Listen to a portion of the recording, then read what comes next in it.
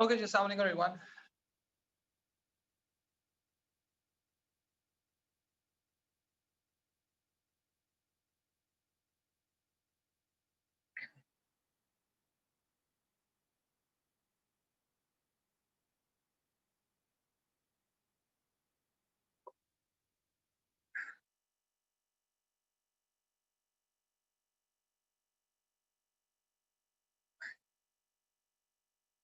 Okay जी, so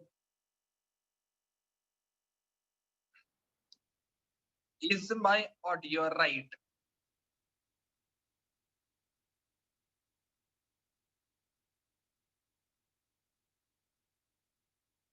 audio ठीक?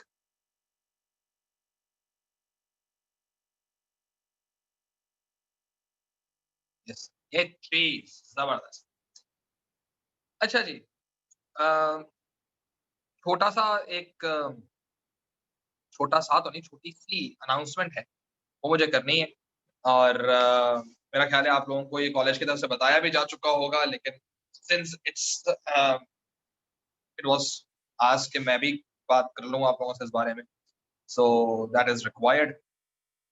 और पॉइंट ये है कि आप लोगों के ग्रुप पर ए टू ए ग्रुप पर मिस सुमेरा ने एक क्लासरूम का लिंक जो है वो सेंड किया हुआ है। Please do register there. और वो आपका एग्जाम पोर्टल है, वहां पर आपके एग्जाम्स जो हैं वो सेट होंगे। और उन एग्जाम्स के अंदर जो है आप लोगों को सारा जो टेस्ट पेपर को आपने सबमिट करवाना है और आपको जो पेपर मिलना है वो सब चीजें उसी पर ही होंगी। ठीक है, तो इस चीज को भी ज़हन में रख लीजिएगा कि आप लोग कहीं और नहीं, but on that particular group you will be receiving and you will be sending, submitting your exam papers। और ये याद रखना कि जो अब जो चीजें कही गई अभी इस बारे में कोई सच कोई पॉलिसी डिफाइंड नहीं है, लेकिन it is basically done by some other college. और मैं उनका आपको समझा देता हूँ कि what how they have done it, क्योंकि they basically conducted mid term exams as well. और बहुत क्लासिकल वे में उनके एग्जाम्स जो थे वो सेट हुए हैं। ठीक है, तो उसको हम एक आइडियल मॉडल बना लेते हैं ताकि हम आपको मैं आपको होगा इस तरह से जनाब कि आप लोगों के जो गूगल क्लासरूम जो मिस सुमेरा ने जिसका लिंक आप लोगों को भेजा है ग्रुप पर कल या परसों, कभी भी भेजा था आपको वहां जाकर रजिस्टर करवाना है। वहां पर आप लोगों की टेस्ट से पहले अटेंडेंस आई, सही है, वो तकरीबन वो 9:50 के आसपास आ जाएगी, जिसमें 10 मिनट आपके पास होंगे अटेंडेंस लगाने। एनीवन मार्किंग लेट अटेंडेंस, उसका एग्जाम पेपर आगे प्रोसीड हो तो जाएगा, सबमिट भी हो जाएगा, लेकिन टीचर के पास एब्सेंट काउंट होगा। देन टीचर के ऊपर डिस्क्रेशन है कि टीचर उसे चेक करता है नहीं। सही है। नंबर 2, आपको जो टाइम स्पैन दिया गया उस टाइम स्पैन में आपने पेपर जमा करवाना है, मीनिंग आपने पेपर कंप्लीट भी करना है और कंप्लीट करने के बाद उसे तस्वीरें खींचनी है, कंपाइल एक पीडीएफ फॉर्म में करना है और उसी ग्रुप के ऊपर जाकर आपने उसको सबमिट करना। ठीक है, बिफोर ये तमाम तर हरकतें सीखना सिखाना और एक्सप्लोर करने की बातें आप पेपर के दौरान कर रहे हो गूगल क्लासरूम पर, बेहतर है कि आपका पूरा एक वीक है, आराम से मुझसे एक्सप्लोर करके देख लीजिए how to upload, how to mark attendance and blah blah blah चीजें आप देख ले। यूट्यूब पे भी अवेलेबल है हर चीज, और वैसे करके भी आप एक्चुअली देखना चाहते हैं तो आप देख सकते हैं। नंबर 2 चीज ये है, ये तो पूरा गूगल क्लासरूम का है। गूगल क्लासरूम के लिहाज से जो दूसरी चीज जो उस कॉलेज ने अप्लाई की थी, which I literally like a lot, is this के they basically ask the students to open their cameras throughout the exam time. ठीक है, और throughout the exam time का मतलब ये है कि it's not only your face they can see, they basically made it in their policy that the student should be visible as well as the area in which his or her um, written material is available, ठीक है, यानी जिसका answer script है वो भी clearly available नजर आना चाहिए, plus the kid should be visible and in college uniform. सही है, निकर पहनी हुई है, चटा पहना हुआ है, बैठे हुए हैं आप, you not taking you, since if you if the colleges were open, so you were not coming and attempting the paper in that fashion, isn't it? So do not do fashion, or do try to be as orthodox as you can. So be in uniform, और uniform में, proper uniform में आप हो, बैठे हुए हो, और जो आपका आपकी शक्ल है वो, प्लस जो डेस्क जिस पे आप आंसर कर रहे हैं वो, दोनों एट अ टाइम नजर आए। और उस कॉलेज के लिहाज से they were like for each class online exam they were 5 people moderating the exam, 5 people moderating the exam, meaning उन्होंने हर बच्चे, हर बंदे के पास तकरीबन कोई 8 या 10 लोग रखे थे कि बस आपने इन 10 लोगों को देखना है, अल्लाह अल्लाह कैसे। तो उसके सामने 10 की स्टेज खुली हुई थी, वो आराम से उसे देख रहा है, और जिसके साथ वो चुल लग रही है कि शरारत कर रहा है, बोला कि जी आपने जो है वो बंद करना है, so on and so fourth. आपके तरफ लाइट चली जाती है, इंटरनेट कनेक्शन खराब हो जाता है, ये बिल्कुल भी कॉलेज उसको एक्सेप्ट नहीं करेगा। You have to somehow ensure कि your camera should be there, you should be online throughout, and light का आपको यही है कि आप तो सारे के सारे सबके घरों में यूपीएस वगैरह सब कुछ, ठीक है। तो ये वो चीज है जो उन्होंने कही थी, प्लस उस कॉलेज ने थोड़ी सी एक रिस्ट्रिक्शन और भी लगा दी थी, और वो ये थी कि जो आंसर स्क्रिप्ट्स हैं, सही है, जिस पे आपने आंसर लिखना है, वो फुल स्केप शीट्स ही होने चाहिए, कॉपी के, डायरी के, छोटे भाई की 4 लाइनों वाली कॉपी के, मैथ्स की कॉपी के, सही है, ग्राफ शीट के, छोटी सी किसी ने आपको 14 फरवरी पे कोई हार्ट्स वाली कोई आपको वो नोटबुक दी थी अपनी यादें लिखने के लिए, आपने उसी का पर्चे फाड़ फाड़ के उसके ऊपर पेपर करना शुरू कर दिया कि यार वो तो रही नहीं है, रहा नहीं है, इसलिए से पेपर को यही पर ही जाया करते। So you just do it. तो ऐसा है, किसी भी स्क्रिप्ट को इस्तेमाल नहीं किया जाएगा। फुल स्केप जो शीट्स आते हैं उसके 2 4 6 पायर्स लेके आप लोग अभी रख लीजिए, सो दैट जब आप पेपर कर रहे हो तो थोड़ा सा लगे कि आप तमीज से पेपर कर रहे हैं।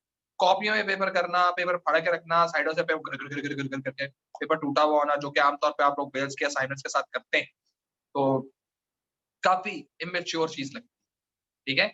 तो और बाहर के मुल्कों में बड़ा एक सलीके से काम होता है, सही है ना। तो वो उस सलीके को अडॉप्ट कर चुके हैं और उसी चीज को वो वैल्यू भी करते हैं, ठीक है। तो let it be in that,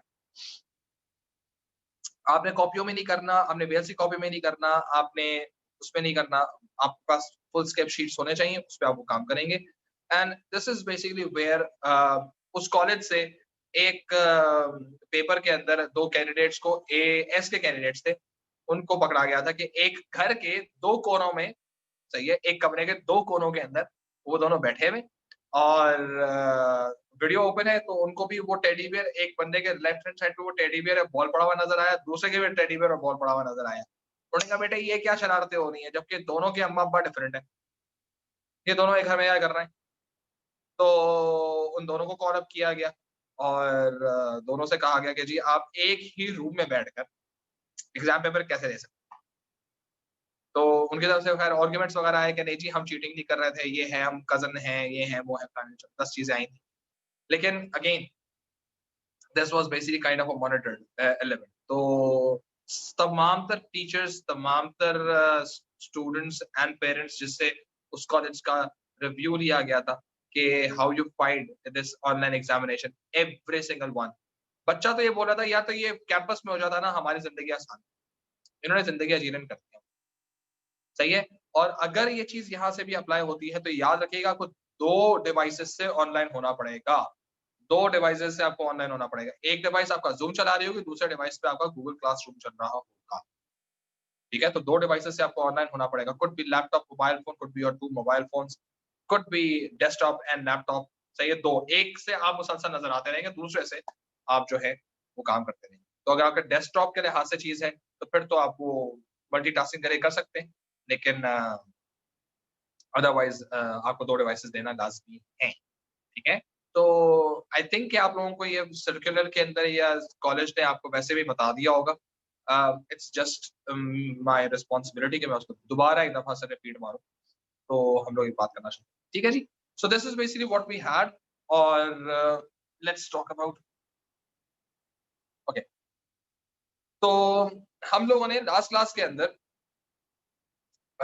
any questions regarding this paper के अटेम्प्ट, ऑनलाइन अटेम्प्ट के लिहाज से? एनी क्वेश्चंस प्लीज पूछिए।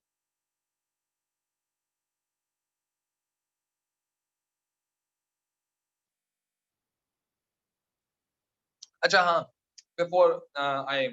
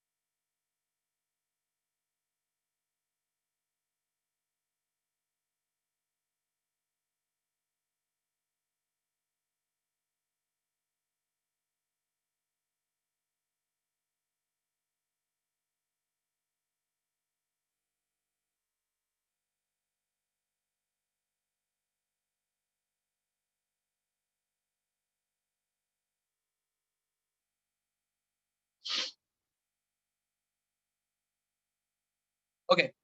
सो एनी क्वेश्चन?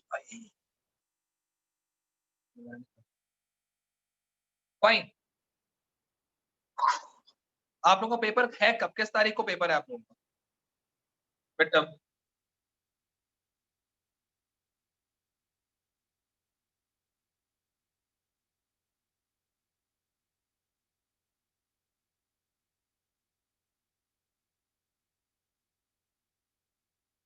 बिजनेस का मिड टर्म किस तारीख को है?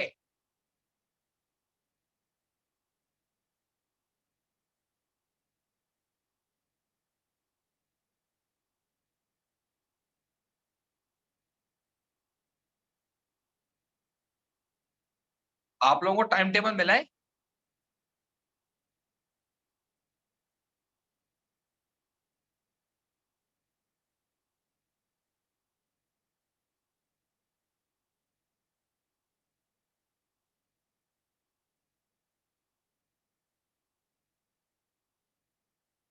सर ठीक है, 16 दिसंबर।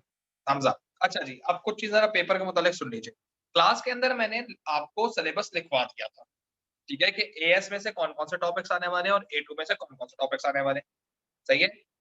यानी आपके पास तमाम तर चीजें जो हमने पढ़ी है सेल्स फोरकास्टिंग से पहले तक जितना कुछ पढ़ा है, सेल्स फोरकास्टिंग नहीं आ रहा, इसके अलावा बाकी जितना कुछ हमने पढ़ा है वो सब कुछ आ रहा है। ठीक है, क्लियर?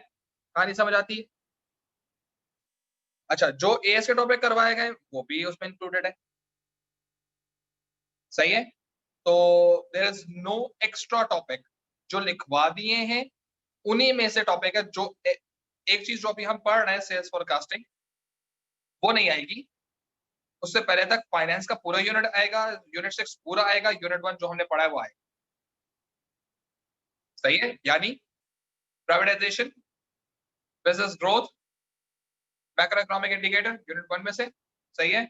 देन स्वॉट, best, Porter 5 forces model, Boston metrics, core competencies, Ansoff metrics, decision tree, investment appraisal, forcing model, break even, contingency plan, change management, and corporate plan, long term planning.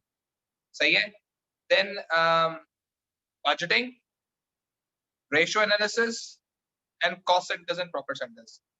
ये A2 का topic है पूरा, जितना पढ़ा है पूरा आ रहा है। सही है। एएस में से आपके पास एचआरएम चैप्टर नंबर 12 आ रहा है, लोकेशन डिसीजन आ रहा है। सही है।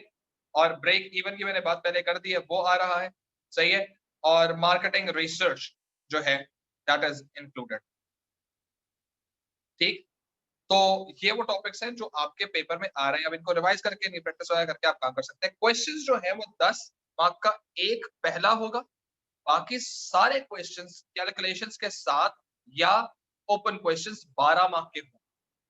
केस स्टडी आपको दी जाएगी, लेकिन ये पेपर आपको 2 हिस्सों में दिया जाएगा। 9 अगर आपका पेपर 10 बजे स्टार्ट हो रहा है, तकरीबन कोई 2 मिनट पहले या 3 मिनट पहले आप लोगों को पहला डॉक्यूमेंट जो दिया जाएगा, जो पोस्ट किया जाएगा, तो मैंने यहाँ से मिस सुमैरा से बात भी की है कि जो पेपर आप लोगों को केस स्टडी का पेपर जो आप लोगों को दिया जाएगा, उसमें क्वेश्चंस नहीं होंगे, उसमें केस स्टडी होगी, ठीक है? और जो क्वेश्चंस होंगे उसकी शीट आपको बाद में सेंड की जाएगी, जो कि तकरीबन कोई 5 या 10 मिनट के बाद, 10 मिनट के गैप के बाद आपको जो क्वेश्चन की शीट होगी वो दी जाएगी और फिर आपका टाइम स्टार्ट हो जाएगा 3 घंटे। सही है? मीनिंग आपको रीडिंग के लिए 10 मिनट पहले दिए जाएंगे, 10 मिनट दे दिए गए हैं, उसका पेपर स्टार्ट हो चुका हुआ है और टाइमर आपको उसी वक्त से स्टार्ट हो चुका होगा। यानी अगर आपका 10 बजे पेपर है, तो 10 बजे आप लोगों को एक डॉक्यूमेंट आप लोगों का अपलोड हो चुका होगा। जैसे ही आप खोल के देखेंगे तो वो डॉक्यूमेंट बेसिकली सारा का सारा जो है, वो लिखा हुआ तो केस स्टडी तो लिखी होगी, लेकिन क्वेश्चंस नहीं होंगे उसके। तो you can not start solving it. So you will be given 10 minutes. मैं उनको बोल चुका हूँ कि 10 मिनट के एएस के टॉपिक दोबारा बता दें। Chapter number 12 HRM, break even analysis, location decision, market research.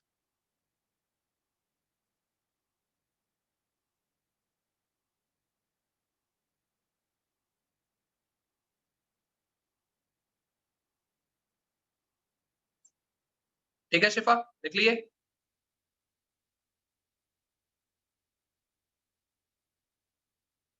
शाबाश, सही है। तो आपको अगर 950 पर, मैं बार बार इसलिए बता रहा हूँ कि पेपर वाले दिन ना आप लोगों ने ऐसे पॉपकॉर्न की तरह उछलना, ये क्या बात हुई, पेपर में क्वेश्चन ही नहीं थे, हमने तो पढ़ा ही नहीं था, तो ये तो हमें टाइम ही कम मिल गया, ये हो गया, वो हो गया। समझ आ गई है? केस स्टडी आपको मिलेगी विदाउट क्वेश्चंस। 10 मिनट के लिए आपको एक डॉक्यूमेंट अपलोड हो चुका होगा और अगर टाइमर स्टार्ट हो चुका होगा सीआई पेपर के लिहाज से, जो 3 घंटे का पेपर है, का टाइमर वो स्टार्ट हो चुका होगा। 10 मिनट के बाद आपके क्वेश्चंस अपलोड। सही है? आपने भले उसको 10 मिनट में कंप्लीट पढ़ा हो, ना पढ़ा हो, कुछ भी किया हो, आप भगड़े डाल रहे हो खड़े हुए, हमें उससे फर्क नहीं पड़ा। 10 मिनट के बाद क्वेश्चंस अपलोड होंगे, उसमें सिर्फ क्वेश्चंस। सही है? Now you have to like go forth, back and forth करके आपने वो केस स्टडी एंड वो क्वेश्चंस को मिलाकर जो भी कोई आपने हलीम बना के मुझे आंसर लिखकर देना है, वो आप मुझे लिखकर दे दीजिएगा। ठीक है? सो दिस इज बेसिकली, क्योंकि आई रियली वांट यू, ये दरअसल मेरा आइडिया इसीलिए है कि I really want you to read the whole case study as many times as you can in 10 minutes so that it makes sense to you, or you really don't know what sort of questions are going to be there, or to give you little bit hint and to make your life easy. सही है? ये मैं आपको बता दूं कि ये जो पेपर आप लोगों का है, ये कोई पास्ट पेपर का केस, ये कोई एक पास्ट पेपर केस स्टडी नहीं है।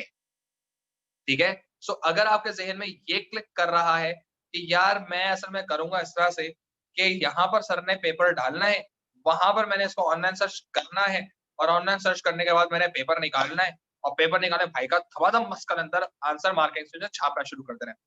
न्यूज़ फ्लैश, ये पास्ट पेपर की केस स्टडीज है ही नहीं। सही है? देयरफॉर इस पे टाइम वेस्ट नहीं करिए, सर्च करने पे टाइम वेस्ट नहीं करिए। सही है? ये केस स्टडी पास्ट पेपर्स के कई केस स्टडीज का खाली वो मिक्सचर है। सही है? सेक्शन उठा लिए होंगे मैंने, कहानी उठानी थी ना, कहानी उठा ली, क्वेश्चन वगैरह चेंज मारे सारे के सारे, नए बना दिए क्वेश्चन, टेंशन किस बात। सही है? तो ये चीज जहन में रखिएगा। तो प्लीज इस पे अपना टाइम या अपने दोस्तों का, एक तो ये लास्ट उसमें भी हुआ था जब हम लोग मॉक ले रहे थे, आप लोगों का 2020 वाला जून के लिए, तो कुछ कॉलेजेस ने कहा था कि हम मॉक का पेपर भी लेंगे, तो उसमें बकायदा माशाल्लाह लोगों ने ये किया था कि ग्रुप बनाया। सही है? मतलब इंटेलिजेंस भी होती है ना, ये बड़ी जबरदस्त, अच्छा लगा मुझे। ग्रुप था तकरीबन 5 लोगों का। सही है? उन्होंने कहा पेपर आएगा ना, तो एक काम करना, 2019 मैं सर्च करता हूँ, 2018 तुम सर्च करना, 2017 तुम सर्च करना, 2016 तुम सर्च करना, 2015 तुम सर्च करना। सही है? मकसद सारे जून, नवंबर सारे सर्च करना, देखना कहाँ पर है, जिसको मिल जाए वो बता दो। क्या बात! तो 5 से 10 मिनट के अंदर ही ये वहां पर आइडेंटिफाई हो चुका था कि इस पेपर के पहले 15 एमसीक्यूज जो हैं वो मेरे ख्याल से नवंबर 18 के हैं, और रिमेनिंग 15 जो हैं वो आपके जून 16 के। खत्म बात। फिर तो आगे 30 में से 30 सबके। फिर ये चीज सारी क्लास को डिस्ट्रीब्यूट हो गई, सारी क्लासों को पास पेपर कर लिया, अल्लाह खैर से। ठीक है, और ऐसा भी हुआ था, एक चीते ने आंसर सारे सही किए, उसको उसने तो पूछा भी नहीं, उसको स्नैपशॉट भेज के ग्रुप में भेज दिया, जो पर्सनल ग्रुप्स आप लोगों के बने हुए, सबके पूरे नंबर आ गए। ओहो! ऐसे आउट परफॉर्म किया आप लोगों ने जिससे कोई हद नहीं। तो ये डिस्क्रिप्टिव पेपर में थोड़ा-सा मसला होगा, और मेरे वाले पेपर में थोड़ा-सा ज़्यादा हो जाएगा, क्योंकि दवा की फिर की घूमी भी थी, घोटाला बना के दे दिया आप लोगों को मैंने पूरा का पूरा। तो टाइम नहीं वेस्ट करना है इस चीज़ पे, ज़िंदगी आप लोगों की आसान कर रहा हूँ, पढ़ लो, ठीक है? अच्छा, अब आ जाएँ ज़रा थोड़ा-सा इस चीज़ पर। देखिए, I I want this week the revision, सही है? और आप लोगों का जो कोई टॉपिक है, जो आप समझ रहे हैं, जिसको रिवाइज़ करना चाहिए, नो डाउट अभी हम सेल्स फोरकास्टिंग के बीच में हैं, लेकिन ये वीक मैं चाह रहा हूँ कि अगर आप लोगों का कोई भी टॉपिक है जिसमें आप लोग चाह रहे हो कि you want to have a quick reviser, तो मैं वो क्विक रिवाइज़र देने के लिए तैयार हूँ, जिसमें आप लोगों को मैं समझाने के लिए तैयार हूँ। और शेयर होल्डर इक्विटी रेशियो, ठीक है। अच्छा हानिया, आप मुझे ये बताओ कि शेयर होल्डर इक्विटी रेशियो का आपको फॉर्मूला नहीं मालूम, या फॉर्मूले की इंटरप्रिटेशन नहीं मालूम, क्या नहीं मालूम आप?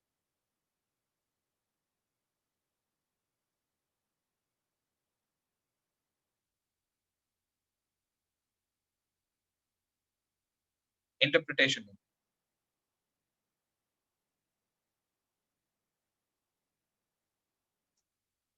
ठीक है। अच्छा हानिया, आपके पास रेशियो सारे लिखे हुए हैं?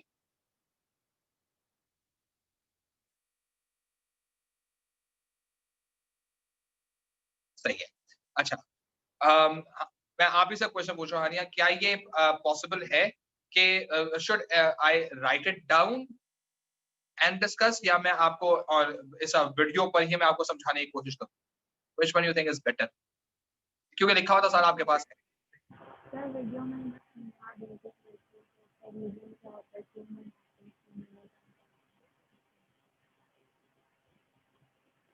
लिखा हुआ तो है।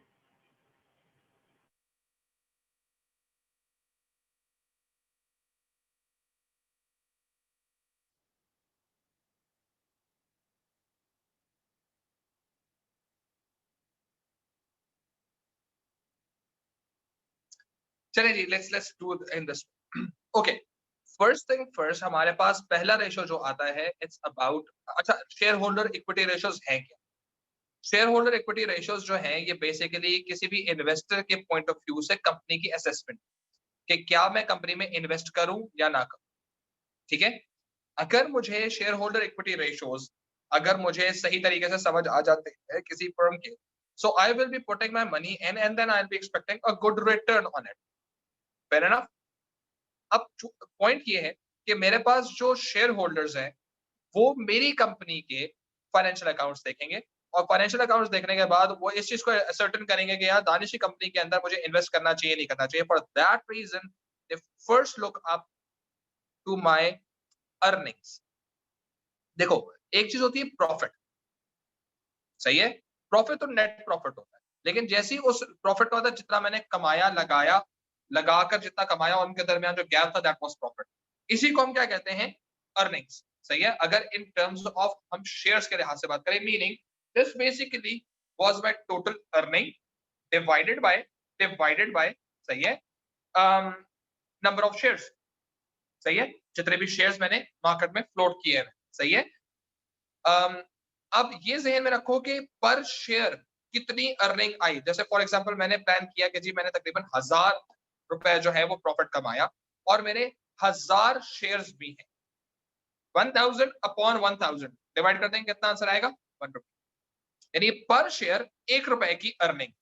यानी कि अगर एक शेयर पे कंपनी को 1 रुपया मिल रहा है, एक शेयर पे कंपनी को 1 रुपया मिल रहा है, एक्स्ट्रा अर्निंग यानी कि प्रॉफिट मिल रहा है, तो उस 1 रुपए में से कितना हिस्सा वो कंपनी शेयर होल्डर को देगी? शेयर होल्डर को कंपनी ने डिविडेंड देना होता है, सही है। और डिविडेंड देने के लिए कंपनीज बेसिकली करती क्या है कि वो अपने प्रॉफिट में से कुछ हिस्सा जब शेयर होल्डर के साथ शेयर करती हैं, उनको देती हैं, तो उसको हम डिविडेंड कहते हैं। तो अगर कंपनी ज्यादा कमाएगी तो ज्यादा देगी, अगर कंपनी कम कमाएगी तो how can company can give more dividend, सही है। सो ये याद रखना कि जब कभी अर्निंग पर शेयर के लिहाज से बात आती है, तो अर्निंग्स जब ज्यादा आती हैं, सो शेयर होल्डर्स की एक्सपेक्टेशंस बढ़ जाती हैं कि अब क्योंकि कंपनी की अर्निंग ज्यादा आई है, therefore there are much more chances कि कंपनी जो है वो ज्यादा डिविडेंड दे। The higher the earning, the more the expectations. The lower the earning, the more the expectation, less the expectation. सही है। ये वाला हाथ मेरी एक्सपेक्टेशंस वाला, सही है, और ये वाला हाथ मेरी प्रॉफिट वाला, सही है। कंपनी का प्रॉफिट एक्सपेक्टेशन किसकी है? शेयर होल्डर की। तो जैसे जैसे ये आपकी प्रॉफिट बढ़ता जाएगा, वैसे वैसे आपकी एक्सपेक्टेशन भी बढ़ती चली जाएगी। और जब एक्सपेक्टेशन बढ़ती है तो कंपनीज ये सोचती हैं कि यार अगर हम लोगों ने ज्यादा प्रॉफिट किया तो शेयर होल्डर क्या सोचेगा कि हम ज्यादा डिविडेंड देने के काबिल हैं, भी दे नहीं रहे, काबिल है। देयरफॉर वो इस चीज को देखते हुए हमारे शेयर की डिमांड करेगा। जब वो हमारे शेयर की डिमांड करेगा तो मार्केट के अंदर एकदम से वेव आएगी कि यार फलानी कंपनी का शेयर खरीदो। जिसकी डिमांड ज्यादा उसकी प्राइसेस बढ़ जाती। जब प्राइसेस बढ़ जाएंगी तो यार मेरा तो शेयर प्राइस बढ़नी शुरू हो जाएगी, वाह वाह बारे न्यारे हो गए मेरे, सही है।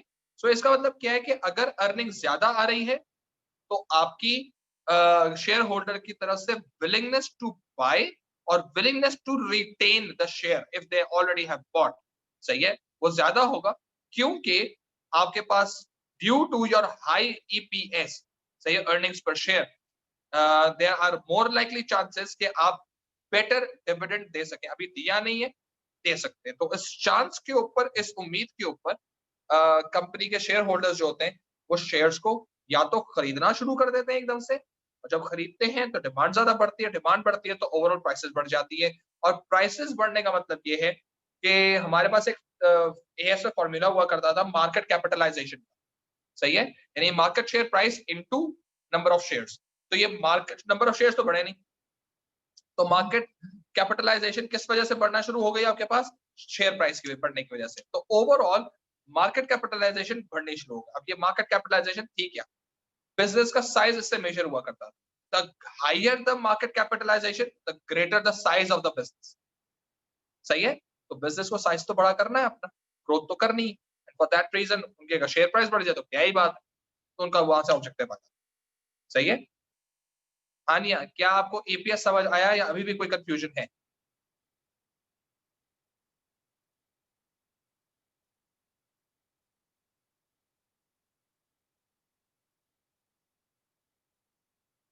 क्लियर हो गई कहानी? अब इससे कनेक्टेड दूसरा वो आता है, दूसरा शेयर रेशो आता है, सही है। वो रेशो है प्राइस अर्निंग रेशो। पहला वाला क्या था? अर्निंग पर शेयर, यानी अर्निंग का वर्ड दोबारा आ रहा है, सही है। अर्निंग पर शेयर कितना कंपनी ने कमाया, और प्राइस अर्निंग रेशो के प्राइस, मार्केट शेयर प्राइस जो है वो और अर्निंग का आपस में कोई रिलेशनशिप है या नहीं है, सही है। यानी अगर अर्निंग 1 रुपए की आए,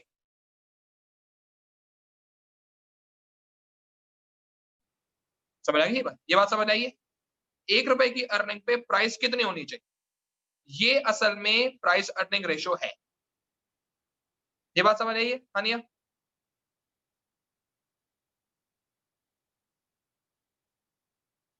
ठीक है।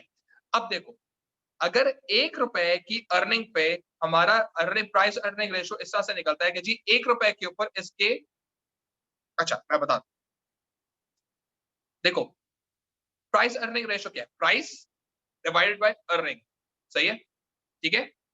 अब 1 रुपए का असल में इसका फॉर्मूला किस तरह से बनता है? जब कभी भी रेशो की बात आती है ना, हमेशा हम S2 के लिहाज से बात करते हैं, ये टाइम्स के लिहाज से बात आती है, ठीक है। मीनिंग अब मेरे पास 1 रुपए पे एग्जाम्पल ले रहा हूं, आंसर आता है 12/1।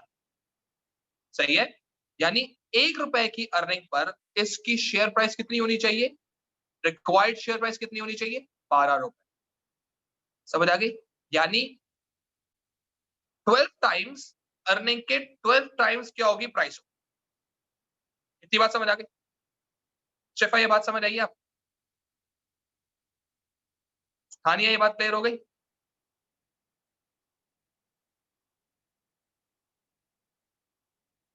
गुड।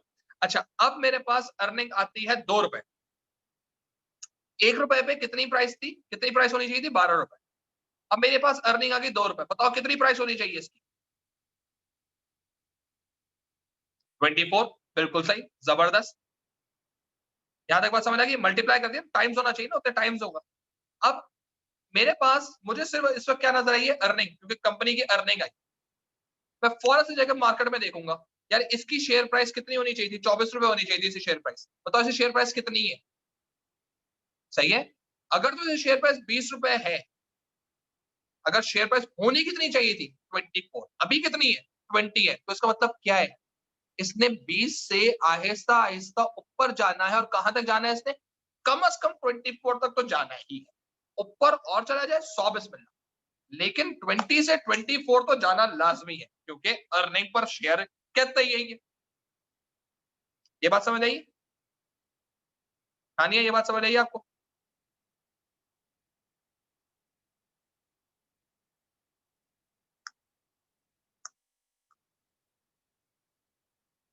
एक दफा रिपीट कर देते।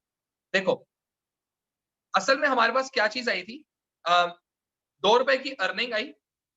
सही है। पहले इसका क्या रेशो आया हुआ था? 1/12/1, यानी कि 1 रुपए की अर्निंग पे से कितनी प्राइस होनी चाहिए थी? 12 रुपए। सही है। जब इसकी अर्निंग आई तो इसने अर्निंग कितनी शो कर दी? 2 रुपए की अर्निंग शो कर दी। हमने तो 1 पे निकाली हुई थी। सही है। तो मैंने कहा जब 1 रुपए के ऊपर 12 रुपए की प्राइस होनी चाहिए, 1 रुपए की अर्निंग पे 12 रुपए की प्राइस होनी चाहिए मार्केट के अंदर, और इसकी जो अर्निंग अब इसने अनाउंस की वो 2 रुपए है, तो इसकी मार्केट प्राइस कितनी होनी चाहिए थी? 24 होनी चाहिए थी। सही है। मैं गया मार्केट में सर्च करने के लिए, भाई इस शेयर की मार्केट प्राइस कितनी? पता चला 20 रुपीज है। कितनी होनी चाहिए थी? 24। कितनी है? 20। इसका मतलब पता है क्या है?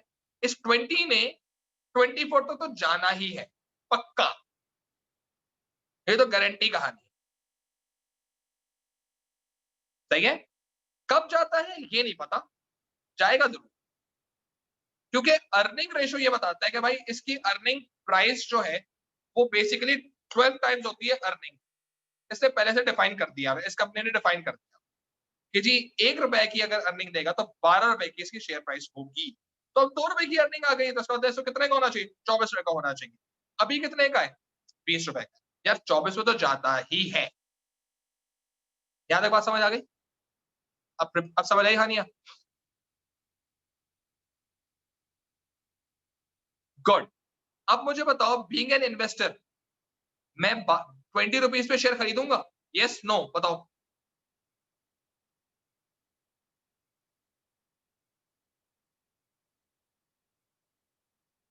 यस। ठीक है। और इस वैल्यू पे खरीदूंगा कि 20 रुपए पे मैं खरीदूंगा, ये 20 से 21 रुपए होगा, 21 से 22, 22 से 23, 23 से 24 होगा। तो मैं आराम से उनसे 4 रुपए के प्रॉफिट में आ जाऊंगा, और हो सकता है तो बेच। समझ आ गई? सेम केस, 1 रुपए की अर्निंग पे 12 रुपए की price was basically the PE ratio. ठीक है। आंसर अर्निंग आ गई 2 रुपए की। सही है।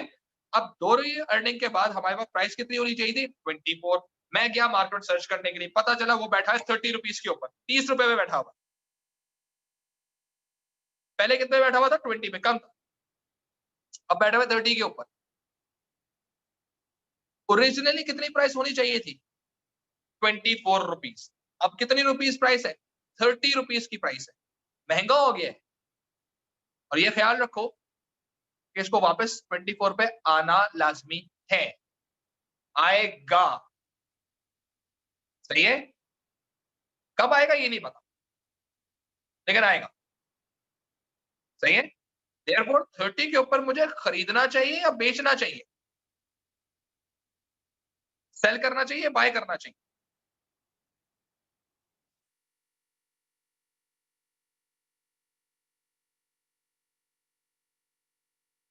सेल करना चाहिए। हाँ, नहीं ये बात समझ आई है आपको? दूसरी कंडीशन समझ आई है? मैंने अब बढ़ा दी है, प्राइस बढ़ा दी है, उसपे प्राइस जो है वो बढ़ा दी है।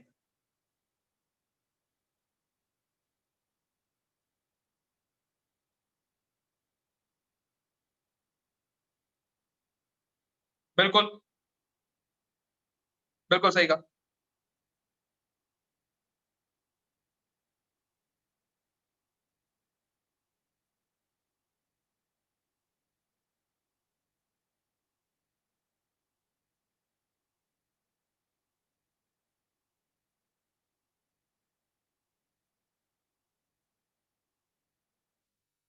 सही है?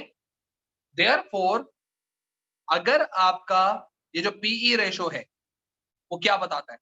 पीई रेशो ये बताता है कि जो मार्केट में एग्जिस्टिंग शेयर है, वो ओवर प्राइस्ड है या अंडर प्राइस्ड है। अंडर प्राइस होगा तो मैं खरीदने के लिए तैयार हूं, ओवर प्राइस्ड होगा तो मैं बेचने के लिए तैयार हूं। Make sense?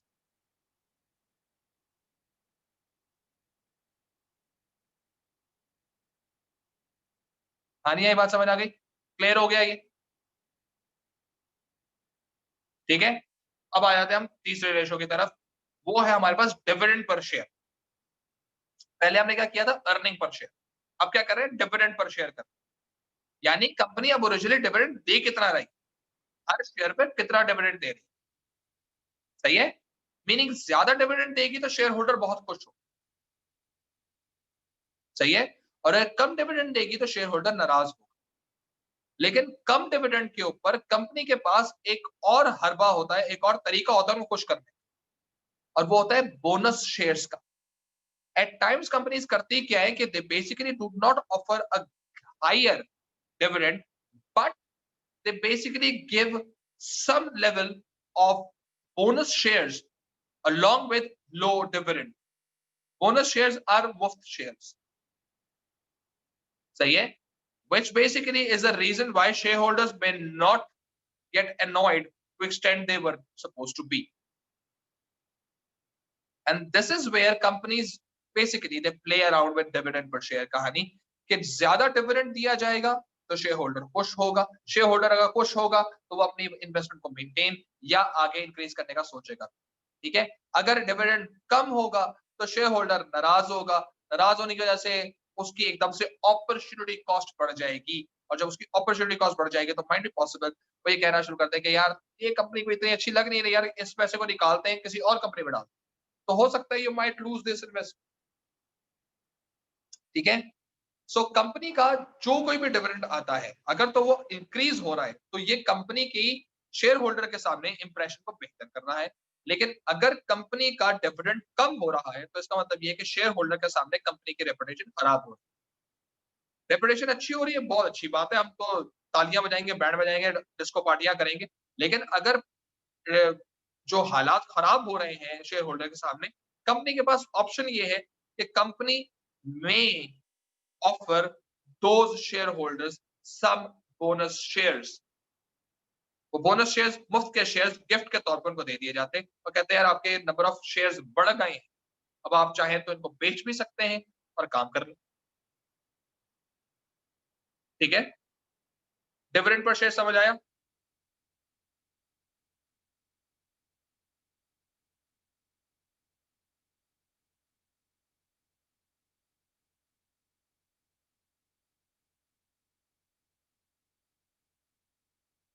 हानिया को डिविडेंड पर शेयर समझ आया? जी सर, इसकी कंपैरिजन ग्रिड समझा दें ईपीएस और डीपीएस का। अच्छा, इसका कंपैरिजन ग्रिड जो है वो ये कहता है कि अगर आपका ईपीएस ज्यादा है और आपका डीपीएस भी ज्यादा है तो वाह-वाह हो जाएगी, कंपनी के शेयर होल्डर्स कहेंगे भाई जो सोचा वो हो गया, क्योंकि हमने ईपीएस से बात की थी एक्सपेक्टेशंस की, और डीपीएस में हम बात कर रहे हैं एक्चुअल की। सही है? हमने कहा था हाई ईपीएस आएगा तो ज्यादा अच्छा डिविडेंड देगा और आपने अच्छा डिविडेंड दे दिया, meaning that's a clapping thing कि क्या बात है। तो ये तो वारे न्यारे हो गए ना, हर तरह का शेयर होल्डर, पोटेंशियल, एक्चुअल, कोई भी सब आने की कोशिश कर रहे होंगे, लाइन लगी हुई होगी, सही है। This is a very good situation, ideal situation. At times companies का लो ईपीएस आता है, लेकिन वो हाई डीपीएस देने का सोचती है, सही है। इससे कंपनी को नुकसान हो, क्योंकि कंपनी अगर अर्निंग प्रॉफिट में से ज्यादा हिस्सा शेयर होल्डर को दे देंगे, तो उसमें उनका रिटेन्ड प्रॉफिट कम रह जाएगा, and this is basically where companies में not have enough profits to reinvest. ये उस वक्त कंपनीज करती हैं, यानी कि लो ईपीएस पे ज्यादा डिविडेंड देना, वो इसलिए वो उस वक्त करती है जब कंपनी खुद अपने कंपनी के अपने ही शेयर को सबसे ज्यादा खरीद के रखा हुआ, यानी कि मार्केट के अंदर वो 1 या 2% लोगों के पास होता है और 98-99% अपने पास ही होता है।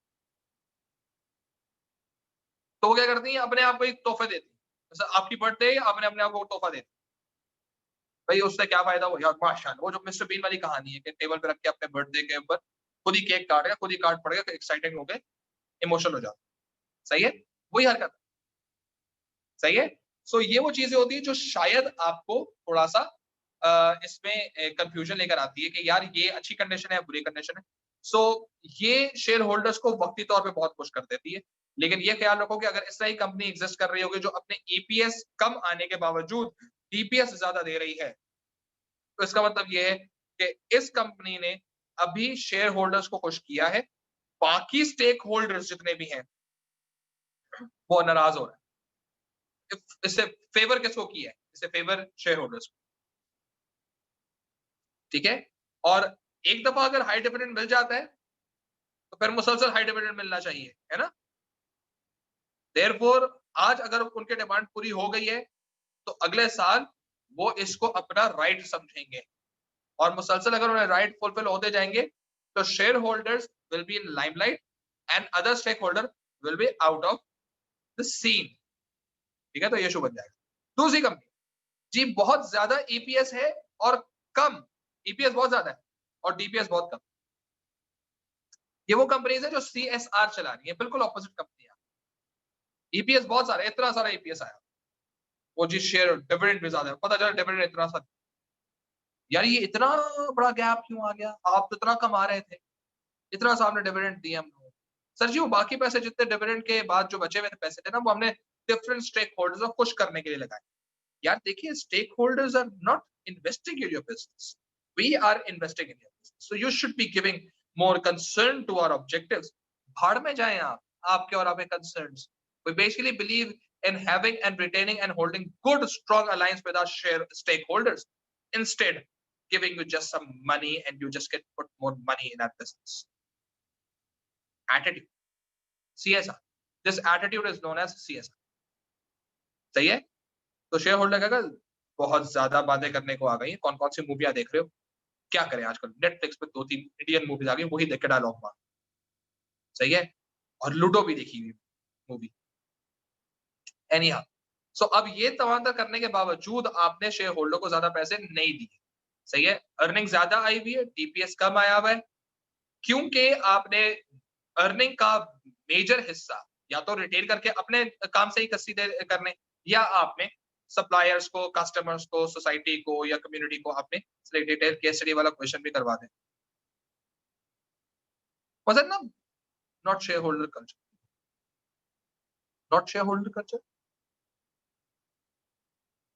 एक सेकंड, ये दो चीजें एक साथ हैं। सर मैंने वो कॉर्पोरेट प्लान में पढ़ा था कि कल्चर्स होते हैं तो शेयर होल्डर्स बेटे एक मिनट, मैंने आवाज कम की हुई है, रुको एक मिनट। हाँ जी आप बोले। सर मैंने कॉर्पोरेट प्लान में पढ़ा था कि कल्चर्स होते हैं और उसमें शेयर होल्डर्स वगैरह को जैसे ज़्यादा प्रायोरिटी देते हैं और कंज्यूमर्स वगैरह को कम देते हैं, तो इस तरह से ये वो होना चाहिए जहाँ पे शेयर होल्डर्स को नहीं प्रायोरिटी दे रहे होते। हाँ सीएसआर वाले नहीं दे रहे बिल्कुल, ट्रू ट्रू। ओके सो अच्छा, माहम कह रही है कि इसका एक डिटेल क्वेश्चन भी करवा दें, कल ही क्लास में करवा देंगे डिटेल क्वेश्चन, सही है। कि रेशोज का एक डिटेल क्वेश्चन कैसे करना, ठीक है। अच्छा अपार्ट फ्रॉम दिस क्या बात कर रहे थे, हाँ। तो अब ये ज़हन में रखो कि अगर आपका सही है। और चौथा डब्बा जो है वो है कि लो ईपीएस भी लो है और डीपीएस भी लो है। ये तो इंतहाई ऐसी कंपनी जो खुशतरीन काम है, ना कमा रही है ना दे रही, कोई शेयर होल्डर आएगा नहीं इसके अंदर। सिंपल। सही है, करेक्ट समझ आ गई।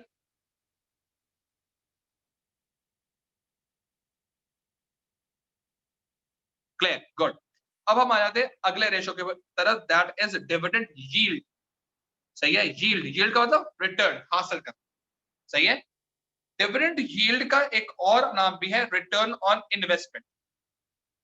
सही है। तो ये आरओआई भी कहलाया जाता है in terms of shares. Formula क्या है? मुझे कितना डिविडेंड मिला, dividend per share divided by market share price into 100। Market share price मैंने पे की है, सही है, दैट इज माय इनपुट। सही है। और डिविडेंड मैंने रिसीव किया है, that is an output. Make sense? So therefore dividend yield, मैंने कितने पैसे लगाए और मुझे उस पर कितना परसेंट पैसे मिले। सिंपल सी बात है ना, इनटू 100 कर दिया तो एक परसेंटेज निकल है। तो इसका मतलब क्या है कि अगर फॉर एग्जांपल मैंने 10 रुपए का शेयर खरीदा और मुझे 2 रुपए डिविडेंड मिला, तो 2 डिवाइड बाय 10 इंटू 100 इज 20%। 20% मुझे यील्ड मिली है। सही है, 20% मैंने कमाया। अभी शेयर मेरे हाथ में ही है, याद रखें, शेयर मेरे हाथ में ही है। शेयर को चाहूं तो 10 रुपए बेच भी सकता हूँ, और ऊपर से मैंने एक्स्ट्रा क्या कमा लिया है, 2 रुपए मैंने एक्स्ट्रा कमा लिए। तो अगर शेयर आज मैं 10 रुपए का बेच भी दूं वापस, 10 का खरीदा 10 का वापस कर दी, लेकिन 2 रुपए क्या है मेरे पास डिविडेंड पड़े हुए, वो आ जाएंगे। अपने 10 रुपए वापस प्लस 2 रुपए ऊपर।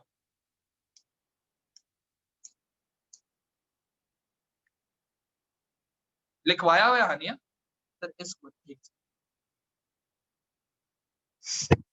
हम कर गए।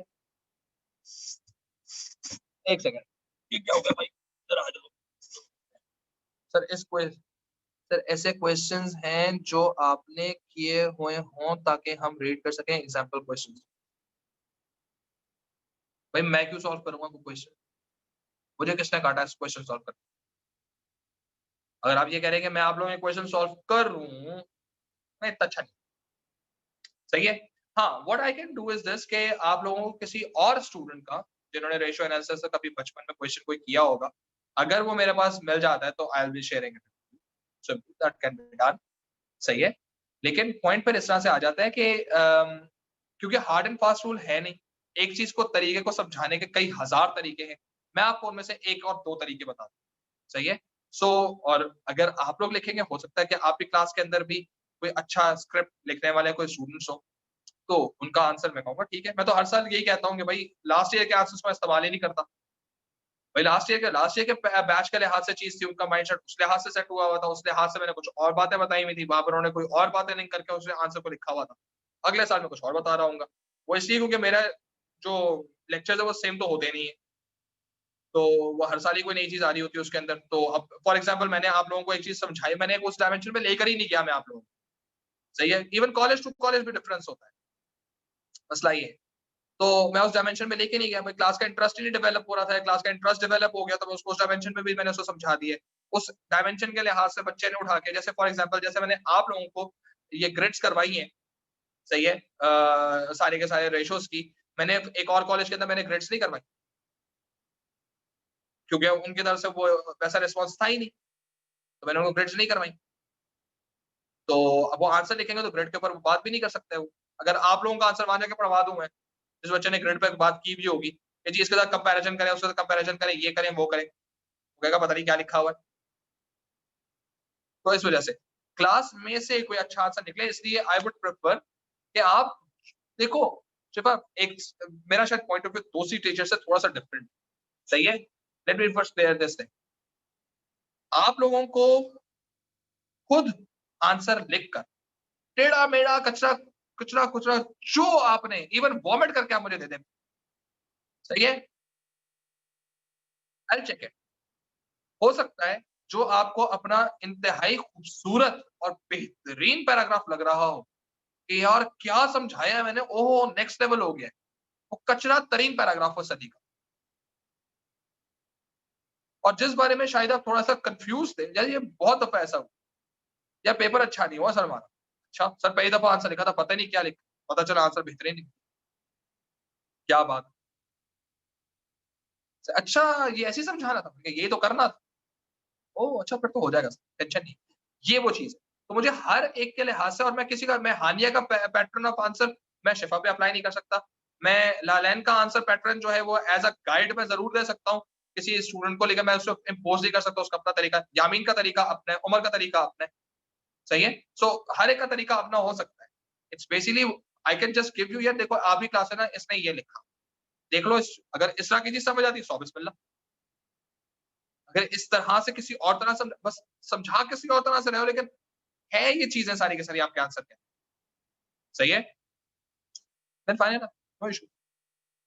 ठीक है? So what I believe in is effort from your side and what is my क्या कह सकते हैं part in it is going to modify it or rectify it or like adjust it so that वो आपके लिए चीज सही हो जाए इंस्टेड के मैं आपको इम्पोज कर नहीं बेटा यही आंसर लिखना है याद करो इसी तरह से लिखना है आपका अपना तो रहेगा नहीं आप और रिमेंबर दैट अगर मैं कोई आंसर लिखूंगा वो मेरे 15 साल या 16 साल के एक्सपीरियंस के बेसिस पर वो आंसर लिखा हुआ होगा तो मेरी लिंक करने की मेरे चीज को एक्सप्रेस करने की या मुझे किसी तरह से उसको इंटरप्रेट करने का जो क्वालिटी है वो मेरे 15 साल पीछे पढ़ा पढ़ा के वो वैसे रॉक सॉलिड हो चुकी होंगी जिसको आप अभी टच भी नहीं कर पाएंगे फिर आप लोगों के पास अभी ये मैं कैसे लिखूं ये सर ने कैसे निकाल दिया अच्छा ये वाला पॉइंट तो ऐसे लिखा था ये मैंने कैसे लिखना है सर को तो समझ आ गया दैट्स अ सिंपल पॉइंट ठीक है so you have to stay with in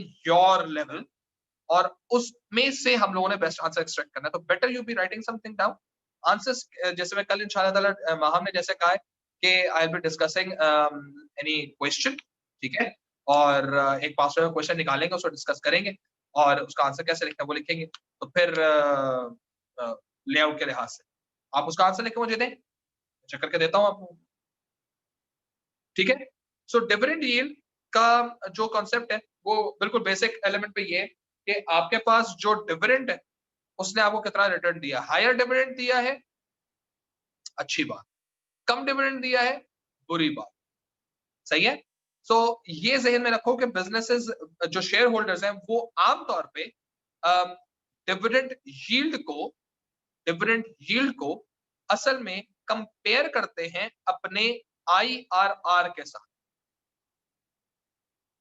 सही है हानिया ये बात समझ आइए डिविडेंड यील्ड को कंपेयर किया जाता है आईआरआर के साथ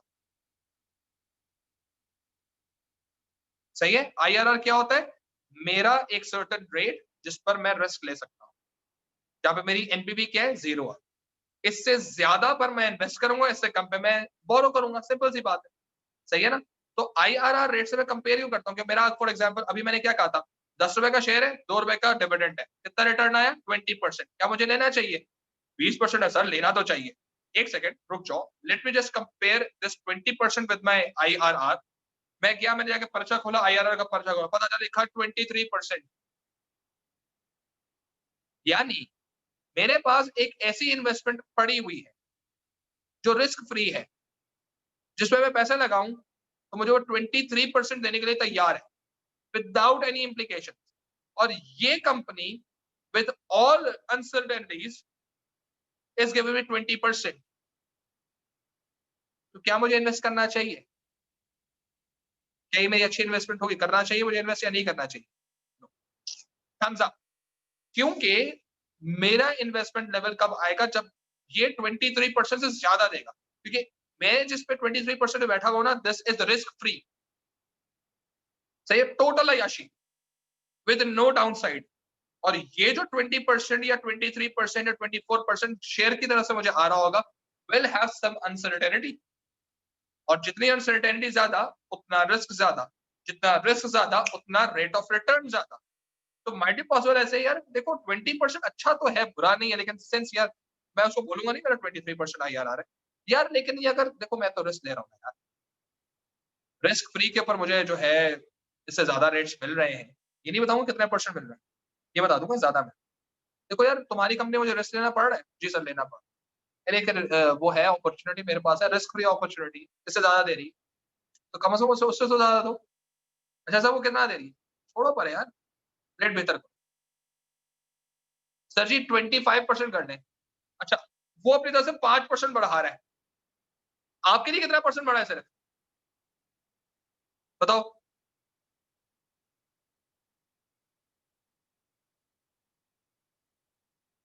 कंपनी ने कहा आप 20 की बजाय 25% दे दो, 25% दे लो डिविडेंड, आपके लिए कितना परसेंट बढ़ा है सिर्फ?